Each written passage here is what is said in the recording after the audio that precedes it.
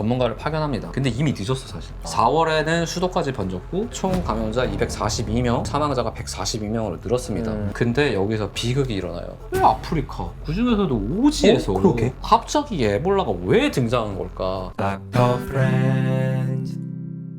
안녕하세요. 닥터 프렌즈입니다. 네. 오늘도 찾아온 의학의 역사.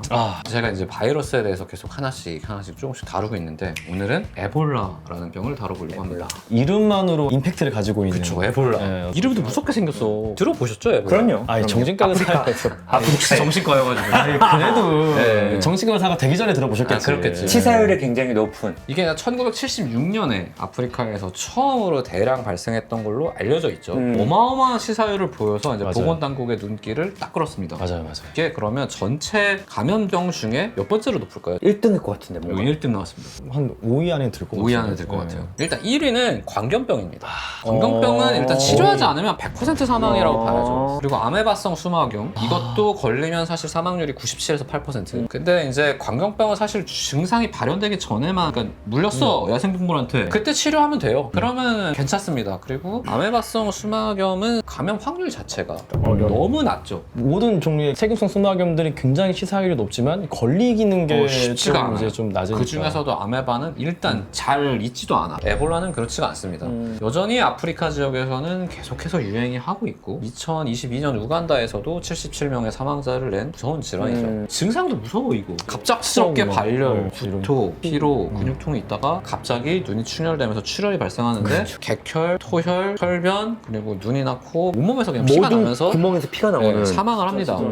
그리고 이제 설령 운 좋게 살아났어. 그렇더라도 침범당했던 조직들, 뭐 시력 상실, 청력 상실, 뇌 장애가 남고 합병증이 아주 심각하고 더 무서운 거는 아직까지도 뾰족한 치료 방법이 없어요. 감염자와 발병 지역을 빠르게 격리하고 잦아들기를 기다리는 수밖에는 없습니다. 물론 지금 시범적으로 시도되는 치료들이 있긴 있어요. 하지만 여전히 바이러스 질환이기 때문에 쉽진 않습니다. 계속 변이가 발생하는 계속, 거죠. 네, 그렇죠. 그리고 종류가 또 여러 개예요. 그래서 이게 쉽지가 않습니다. 하여튼 무서운 에볼라 바이러스가 뭔지 역사에 대해서 한번 알아보도록 하려고 합니다. 에볼라가 아까 I형이 있다고 그랬죠. 인체 감염을 일으키는 I형은 4가지가 있습니다. 에볼라 자이르, 에볼라 아이보리 소스트, 에볼라 레스톤, 에볼라 수단. 이 중에 자이르형이 치사율이 80% 이상을 보여요. 이게 제일 위험하고 수단형이 좀 순해요. 50%. 순해서 50%니까 엄청나게 높은 거죠. 너무 무서워. 말이 안 돼. 그냥 미친 거예요 사실. 순하다고 얘기하기가 좀. 절반이 죽어 걸리면 이게 이 아형들이 번갈아가면서 감염을 일으키고 있거든요. 기원을 알아보기 위해서는 역시 첫 번째 아웃브레이크를 알아봐야 돼요. 이게 쉽지가 않습니다. 왜냐면 이게 중부 아프리카에서 벌어진 일이라서 여기 여전히 밀림이에요. 접근도 잘 안 돼요. 역학조사가 쉽지가 않아. 그래도 이제 워낙 보건학적인 관심이 쏟아졌기 때문에 어느 정도 조사가 돼 있는데 일단 첫 번째는 수단이 조금 더 빠른데 이게 이름의 기원이 된 건 콩고민주공화국이에요. 여기에 에볼라 강이 흘러. 1976년에 이 강의 이름을 따서 에볼라 병이라고 부르기 시작한 겁니다. 여기서 이제 318명이 감염되고 그 중에 284명이 사망했습니다.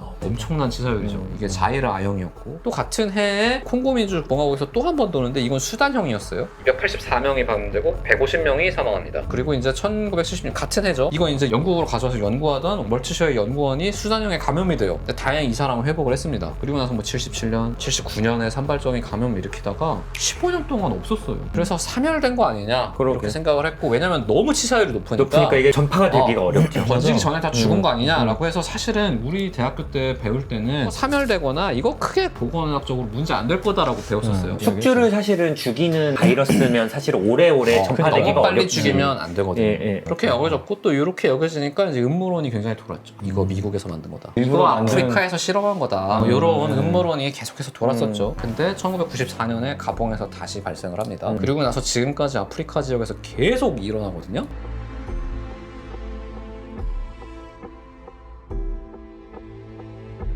근데 이 중에서 모르는 게 있어요. 우리 학교 졸업하고 나서 생긴 서아프리카 감염 사태가 있거든요. 2014년부터 2016년에 걸쳐서 얼마 안 된 대규모 유행 상태가 있어요. 이건 정말 대규모였습니다. 조금 더 자세하게 보면 2013년 12월 6일에 아프리카 기니의 남부 도시 케케도에서 2살배기 애기가 사망을 해.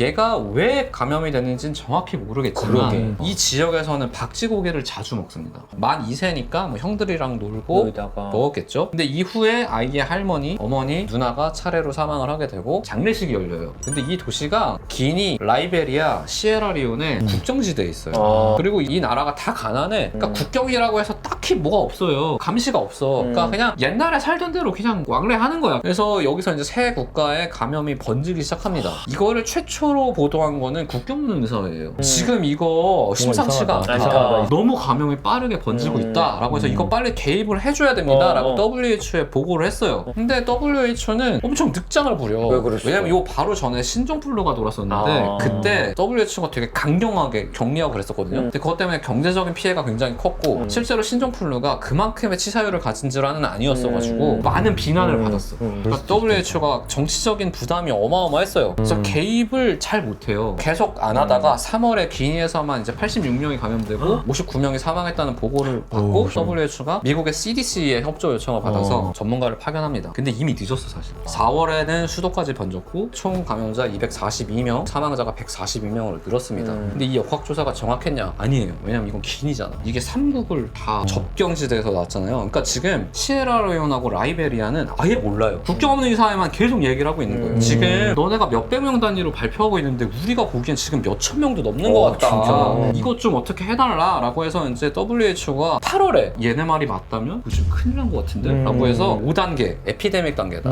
이거 기니는 유행하고 있다 라고 말을 해요. 근데 얘네가 나머지 나라에도 이미 확산이 돼 있는데 팬데믹 발표를 안 하고 에피데믹이라고 발표를 하고 어느 정도 이제 조치를 하게 됩니다. 근데 이렇게 한 이유가 있어요. 이게 자이르형이었거든. 빨리 죽이는 질환이니까 빨리 죽이니까. 너네가 말하는 것처럼 그렇게 안 번질 거야 라고 생각을 했어. 근데 여기서 비극이 일어나요. 자이르가 변이했습니다. 원래 잠복기가 7일이거든요. 근데 3주까지 늘어났어요. 그리고 사망률이 원래 90%인데 이게 60%로 줄었어요. 접촉할 확률이 높겠죠. 그리고 원래는 체액에 의해서 직접 전파가 되는 거예요. 근데 이게 몇몇 케이스에서 공기 전파를 의심하는 사례가 있었습니다. 그러면 되게 우와 위험한데. 완전 돌연변이가. 그래서 실제로 지금 에볼라 감염 의심되는 사람이 비행기에 타 있잖아요. 그러면 전체 격리예요. 공기 감염이 일어날 수 있거든. 공식적으로 발표한 건 아니지만 대응은 공기 감염에 준해서 합니다. 하여튼 아예 몰랐어요 WHO에서. 그래서 늑장대응을 했는데 과소평가까지 했죠. 결과는 참담합니다. 기니, 라이베리아 그리고 시에라리온을 주 지역으로 해가지고 서아프리카에서만 28,646명이 감염이 되고 진짜로? 그 중에 뭐야? 11,323명이 사망한 것으로 뭐야? 추정이 돼요. 근데 이것도 추정이에요. 왜냐면 역학조사가 완전히 된 게 아니야. 그러니까 WHO에서조차 우리가 이거를 미흡하게 대응해가지고 이거의 몇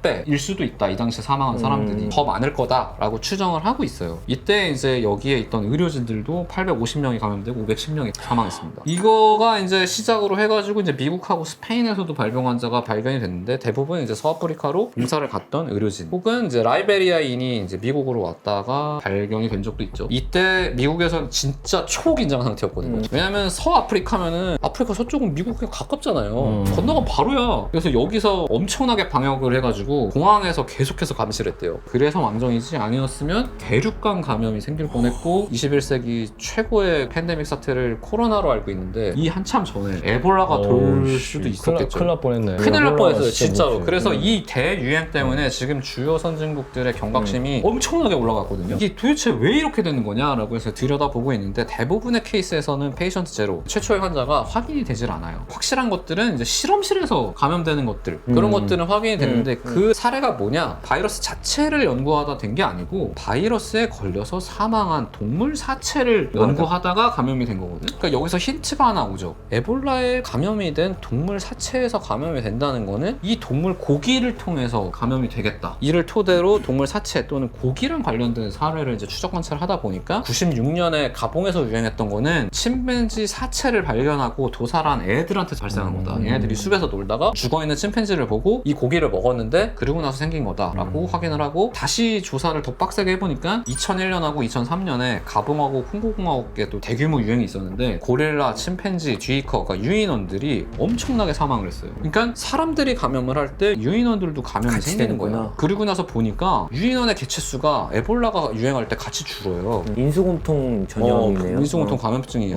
그래서 실제로 로시 보호구역이라는 320km 경계를 두고 유인원들을 이렇게 보호하는 곳이 있거든요. 여기가 2002년부터 2003년 1년 사이에 고릴라 개체수가 절반이 줄고 야씨. 침팬지 같은 경우 보면 83%가 줄었어요. 그리고 이때 이 근방에서 사람들한테도 이제 에볼라가 돌았거든요. 그러면 얘네들이 뭔가 숙주 역할을 하는 것 같다라고 하고 연구를 하는데 이상한 거예요. 그래도 얘네도 치사율이 높은 건데 그러니까 박쥐야 박쥐. 어떻게 되는 거지? 이게 너무 이상한 거예요.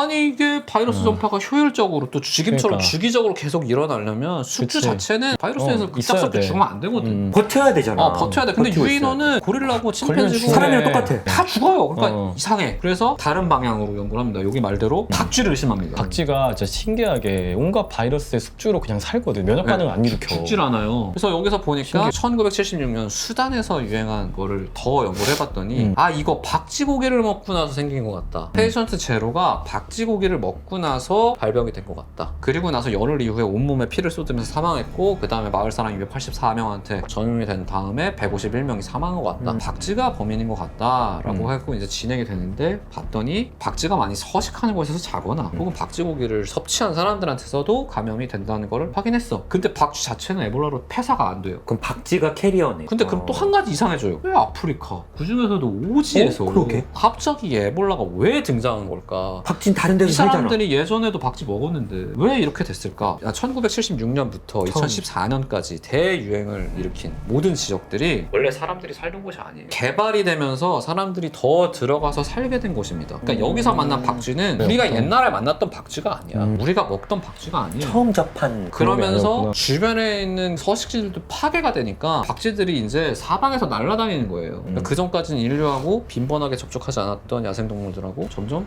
하게 되는 거예요. 새로운 인수공통 그래서 감염병. 이거에 대해서 이제 주요 선진국들이 아프리카 밀림에 대한 개발을 중단하거나 속도 조절할 필요가 그러게. 있겠다라고 해서 이제 다른 방향으로 이제 지원을 하려고 노력을 하고 있거든요. 근데 문제는 말 안 듣는 나라가 있어. 차이나? 어떻게 알았지?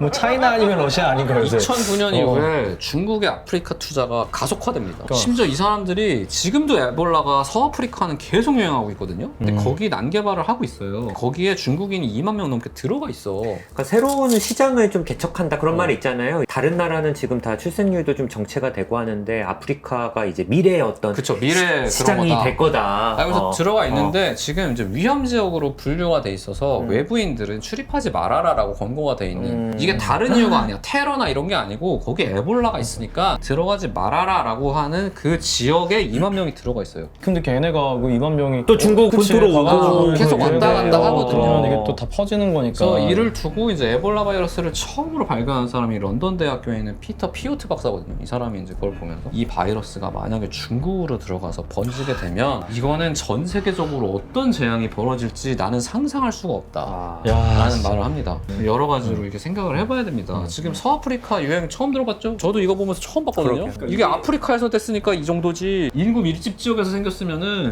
장난 아닐걸? 게다가 이렇게 한번 뭐 중국처럼 진짜 엄청 인구가 많은 데서 퍼져버리면은 거기에서 이제 또 계속 변이가 일어나 그치. 버리니까 어떤 방식으로 바이러스가 퍼지게 될지를 거기서 또 사실 이제 모르는 거거든. 그래서 제가 이거를 무서워. 조사하면서 이거 씨 무서워. 너무 무서운데 몰라는 인수공통 감염병 진짜 무서워. 이게 뭐 코로나처럼 면역이 괜찮은 사람한테는 감기로 지나가고 이런 게 아니잖아요, 사실은. 이거는 걸리면 사실 에볼라 같은 게 뭐 진짜 잠복기 한 달. 그리고 공기감염 일으킨다. 공기감염. 근데 치사율이 한 20%다. 그러면 진짜 엄청나게 너무 퍼지는 무섭지. 세계가 방할걸요? 그럼 거기 진짜 아직 무서워. 치료가 없으니까. 치료 방법이 없죠. 그래서 요거를 하면서 난개발은 위험하다. 제가 여기서 말씀드리겠습니다. 혹시 개발하고 있는 업체나 관계자분이 보고 계신다면은 속도 조절이 필요합니다. 그러니까. 사장님한테 좀 건의도 좀 하시고 오늘도 영상 봐주셔서 감사하고 다음에 더 재밌고 흥미로운 의학의 역사로 찾아뵙도록 하겠습니다. 네, 감사합니다.